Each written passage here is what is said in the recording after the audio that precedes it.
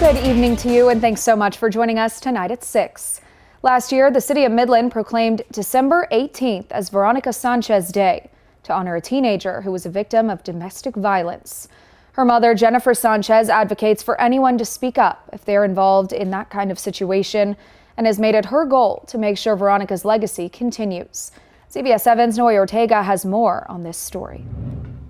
What was supposed to be just a regular morning for Jennifer Sanchez and her daughter Veronica Sanchez ended up being the worst day of her life.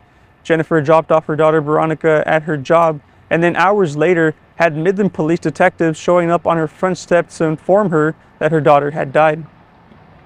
Veronica Sanchez was known as a nice and caring person that loved animals and helping people. Her mother, Jennifer Sanchez, describes her daughter as a young child with an old soul, because of the amount of time she rescued animals, helped people out, and a nice individual to be around.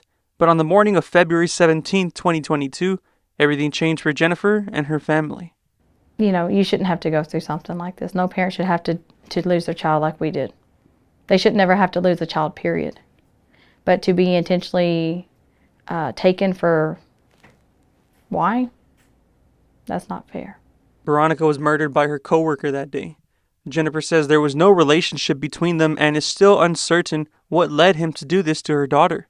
Jennifer was key in helping pass House Bill 915, which establishes a hotline to report workplace violence to authorities, something she believes will benefit those who are too afraid to speak up.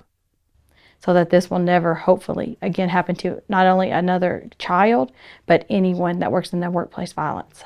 For city leaders, it's an issue they say they hear about too often, which is why they're advocates on the fight against domestic violence and want to bring more awareness to this issue.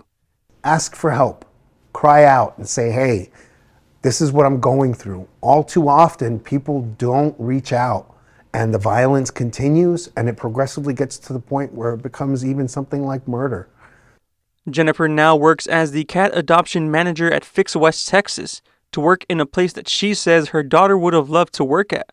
However, the pain of losing her daughter never goes away. You wake up with it, you go to sleep with it.